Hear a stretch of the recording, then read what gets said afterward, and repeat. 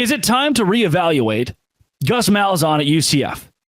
Is there a conversation we need to have about Malzahn's future in Orlando? I have followed Gus Malzahn since I was a small child. Why? Arkansas guy, Shiloh Christian, got his start. Dude was this blue-collar offensive mind that was not just a good old country boy from Arkansas, but one of the greats when it came to developing quarterbacks and finding a way to win. And he goes to Auburn as an offensive coordinator and goes to the national championship. Then as a head coach, he goes to the national championship again, and he won it with Cam Newton. He falls just short as the HC, and then he peters out. Then he goes to UCF and 9-4 in his first year, and they won the Gasparilla Bowl, but they beat Florida, and you're thinking, cool, we beat Florida. Are we good now? Oh, then the Military Bowl. Oh, wait. And then the Gasparilla Bowl again. And then, hey, we're really good this season. We're going to be really good, guys. Trust us. Trust us. And they're 3-2, but it's not a very good 3-2. Not every 3-2 is weighted the same. I had preseason. And maybe the reason I'm on this conversation for two things, actually. Let me bring it back. One, I was in the stadium against Florida. Am sorely disappointed at what looked like give up at the end. Of, hey, 4 minutes to go. We're down by double digits. We need to go. We need to throw the ball. We need to do something. We're just kind of walking. We're not really, it's okay. We know we're going to lose at this point. That's what it looked like from sitting inside of the stadium, looking at the sideline. Like, where's the urgency from anybody? I had UCF. The second reason I'm talking about this is because I had UCF at 9-3 this year, which I guess they could still do. Beating New Hampshire, Sam Houston, TCU on the road. None of those wins look good anymore. None of those wins look good. Maybe Sam Houston. Oh, is that your marquee victory? Kind of. That's not a good thing. UCF, in the last 2 weeks, against Colorado, blown out of the absolute water. Against Florida on the road, your offensive line was bad. Your passing game was non-existent.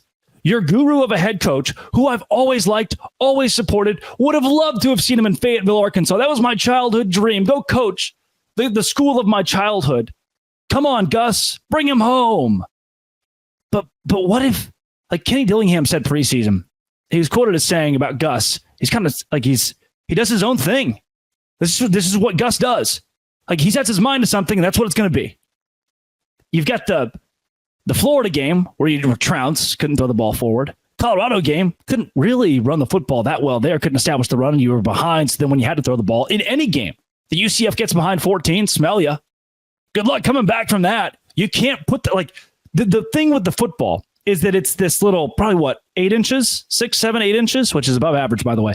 And what you can do with it sometimes is instead of handing it to a guy who uses his 2 legs to go forward, is you can push it through the air with 1 or 2 hands. I don't even care at this point, to another person. Like, it doesn't have to stay in someone's hands at all times. And I don't know where that disconnect came. Gus is like, yeah, we're going to bring in, I thought Timmy McClain played fine last year. No, guys, trust me. We're going to bring in KJ Jefferson, and he's our guy. And you know what? NIL money, great. We're going to bring in an extra running back who's one of the best in the country. We're going to have RJ Harvey, who's one of the best in the country. And guess what? Just when you think we'll be able to run the football, we kind of won't anymore. We're going to start doing that, and then we're not. Oh, just when you think we're going to be able to throw the football because KJ Jefferson has done that before. Ha. Just kidding. We're not.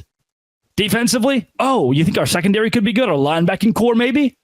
86th in the nation, EPA against the drop back. Maybe, hey, look, we've got a couple guys back. We got some experience, maybe a couple transfers in there too. 99th defensive success against 3rd and 4th down offenses. That's not good. And while, honestly, UCF's metrics offensively are still pretty good, the analytics are still pretty good, they're going into a game against Cincinnati this week where the Bearcats, on paper, solely from the metrics, should win 31-25. Cincinnati should march into Orlando and win by a touchdown. They have a 67% chance of victory per collegefootballinsiders.com. That shouldn't happen. If Gus Malzahn is stuck in his ways, and it's his way or the highway, which, hey, it felt like it kind of worked at Auburn. The offense was there. I mean, he's the one that recruits. He's got the horses. You're in year 4. Most of the guys that are in the stable are your dudes through the transfer portal or via high school, and Orlando's an easy place to recruit, and these are the performances you're putting on. Florida's head coach is a dead man walking. They don't even have a head coach. They still pack out the stadium, and you just couldn't meet the moment. I want to look at the rest of the schedule for UCF too, because I think this subject, it concerns all Big 12 teams because you can think you're good.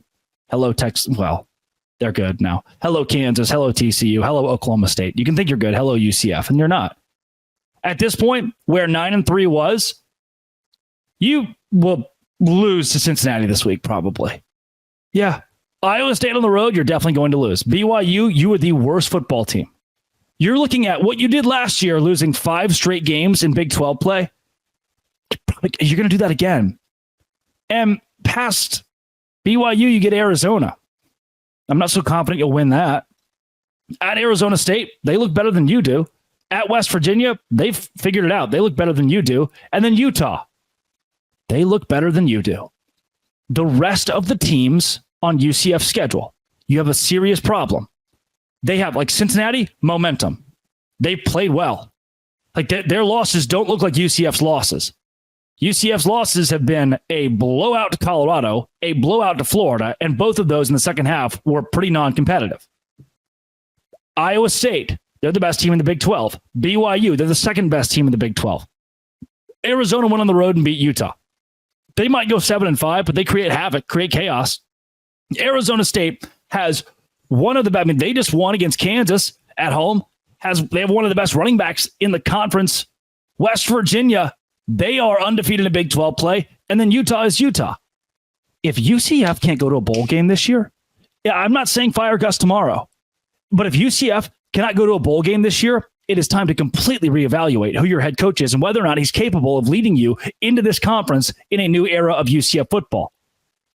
Of the new schools, who's on the up? Who's on the up? Well, where's the uptrend right now? Houston, up after this week at least. Cincinnati's certainly up compared to last year. BYU, without a doubt. Arizona, probably down, but better than UCF, maybe. Arizona State, they're up. Utah, they're still a top 3-4 team in the Big 12. UCF's not. Colorado, they beat the brakes off you. Is UCF 8? Like, you're in Orlando. Recruiting you Disney World, SeaWorld, mini golf. You shouldn't be the 8th, possibly 7th or 8th team of the new 8 in the Big 12. You shouldn't. And maybe head coaches are just sticking to their quarterbacks too much now because of the NIL thing. Oh, we're paying this guy a bag, so we got to ride him. Please don't.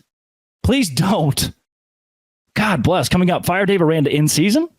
Yeah, I think so. On Locked On Big 12, part of the Locked On Podcast Network, your team every day. Today's show is brought to you by FanDuel. FanDuel is where I went this weekend and I said, my Dallas Cowboys. Oh, how about them boys? They're going to win against the Pittsburgh Steelers. I went to a bar here in Savannah that was a Pittsburgh Steelers bar, and I watched those Cowboys take care of business. NFL fans, I put $100 on it, won $120. NFL fans can start the season with a big return on FanDuel, America's #1 sportsbook. When you get a hunch in the middle of a game, check out the latest stats, view live play-by-play, and so much more on the same page where you place your bets. You'll get started with $200 in bonus bets guaranteed when you place your first $5 bet. That is FanDuel.com. Go to FanDuel.com today to place a $5 bet and get $200 in bonus bets guaranteed. Once again, FanDuel.com to bet on the Cowboys at your own discretion. That's FanDuel.com, America's #1 sportsbook.